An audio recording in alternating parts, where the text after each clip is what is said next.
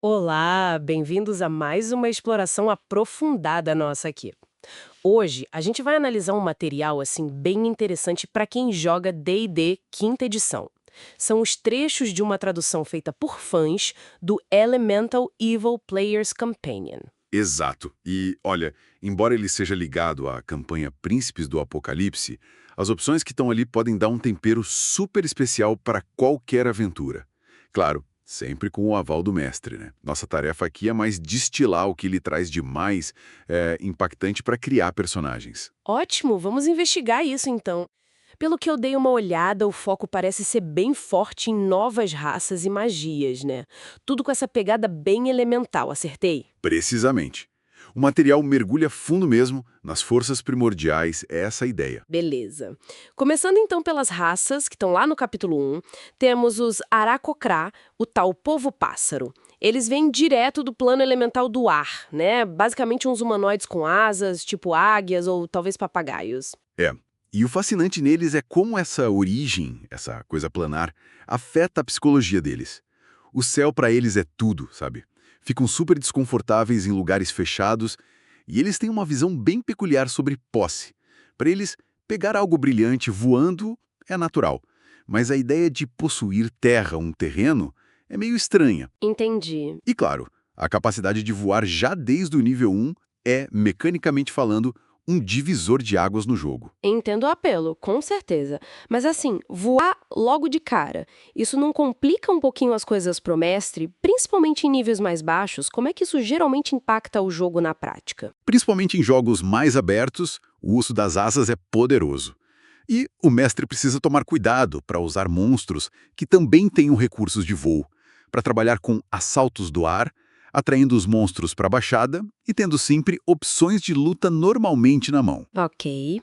E como isso se impacta na prática, Sam? Para quem tem habilidade de voar, ainda que elementos básicos como pele ou corpo, preocupar com o visível limite do ar é o maior problema para controlar, porque faz uma aparência completa do cotidiano dos esses daquele dia sem ter sido, em verdade, um flying test. Entendi. E claro, a capacidade de voar já desde o nível 1 é, mecanicamente falando, um divisor de águas no jogo. Entendo o apelo, com certeza.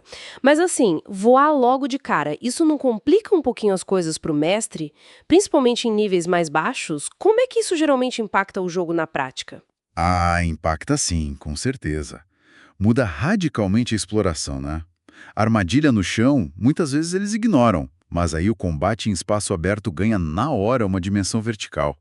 Exige que o mestre pense em 3 dimensões desde o comecinho, sabe? Preparar desafio aéreo ou em locais onde voar seja mais restrito, tipo cavernas baixas. É um poder bem considerável. Hum. Por isso que geralmente vem aquela restrição, né? Não poder usar armadura média ou pesada para voar. Ajuda a equilibrar um pouco. Faz sentido, faz sentido. Além deles, quem mais que tem? Ah, os Genasi, que são tipo descendentes de gênios imortais, né? Eles parecem humanos, mas com os traços elementais bem óbvios, tipo pele colorida, cabelo que parece fogo ou água flutuando. Isso, exatamente. E cada subtipo tem ar, terra, fogo e água. Manifesta o seu elemento de forma bem clara. Os de ar são mais leves, conseguem até levitar um pouquinho. Os da terra, super resistentes, firmes tipo rocha. Os de fogo, claro, manipulam umas chaminhas e aguentam calor pra caramba. E os de água respiram embaixo d'água, controlam um pouco dela. Legal. E eles carregam muito essa dualidade, sabe? De pertencer a dois mundos, mas às vezes não se encaixar direito em nenhum. Isso geralmente resulta numa autoconfiança bem marcante, às vezes beirando arrogância, por se sentirem meio especiais ou deslocados mesmo. Essa dualidade parece um prato cheio para interpretação, hein? Como é que isso se traduz na prática? Tipo, para motivação do personagem ou conflito interno? Ah, é uma fonte muito rica para o desenvolvimento. Pode gerar personagens que estão buscando aceitação, sabe? Seja no mundo mortal ou tentando entender melhor a herança elemental. Ou, ao contrário, talvez eles rejeitem um dos lados ou fiquem naquela luta para equilibrar os dois. Criam uns ganchos de história bem potentes focados em identidade, pertencimento, essas coisas. Interessante mesmo. Saindo um pouco das raças, que já dão uma cara bem diferente para os personagens, como é que esse material expande as opções de magia? O que ele traz de novo nesse campo aí? Então, o capítulo 2 é praticamente um tesouro de magias novas, principalmente para conjuradores tipo druidas, feiticeiros, magos. Mas tem opção para outros também. E a temática elemental é fortíssima, claro. Eu vi uns exemplos que parecem bem divertidos e úteis também. Desde truques, né? Tipo moldar terra ou controlar chamas para fazer umas manipulações menores no dia a dia. Exato, são truques que dão muito sabor elemental pro personagem, sabe? Aquela coisinha do dia a dia. Mas vai bem além disso. Tem magias com impacto tático bem considerável. Sim, eu vi uma chamada absorver elementos. Parece ótima para defesa e para contra-ataque, né? Pegar um dano que você sofreu e usar para dar uma força extra no ataque seguinte. Perfeito. Absorver elementos é uma reação fantástica, de primeiro nível ainda por cima. Te dá resistência e um bônus de dano. Super útil. E tem umas de controle de área também, tipo esfera aquosa, ou de dano mais bruto, como ossos da terra. Exatamente. A esfera aquosa, que é de quarto nível, permite prender inimigos numa bolha d'água, controlar o movimento deles. Já ossos da terra, de sexto nível, criam uns pilares de pedra do chão que podem bloquear caminho, esmagar ou até levantar alvos.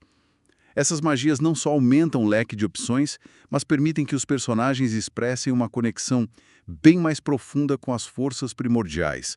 Seja para ataque, para controle, para utilidade, a variedade é bem legal. Então, tá, pra gente resumir a essência disso tudo.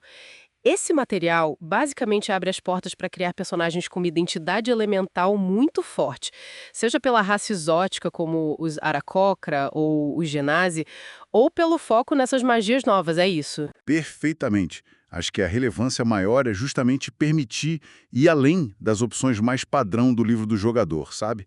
Convida a explorar temas, como essa identidade dividida do Genasi, ou a adaptação a mundos estranhos para os Aarakocra aqui no plano material, e, claro, o domínio das forças brutas da natureza pela magia. Isso pode levar, sem dúvida, a histórias mais ricas e a desafios táticos, onde o ambiente e os próprios elementos ganham ainda mais protagonismo na aventura. Legal. Bom, nossa análise está chegando ao fim por aqui, mas acho que fica uma provocação interessante para quem está nos ouvindo. Sim, fica uma reflexão. Considerando todas essas opções, né? Como será que a presença de personagens tão ligados a um elemento específico, tipo um Genasi da água num grupo, ou um mago que só usa magia de fogo, como isso poderia alterar a dinâmica e os desafios enfrentados pela equipe?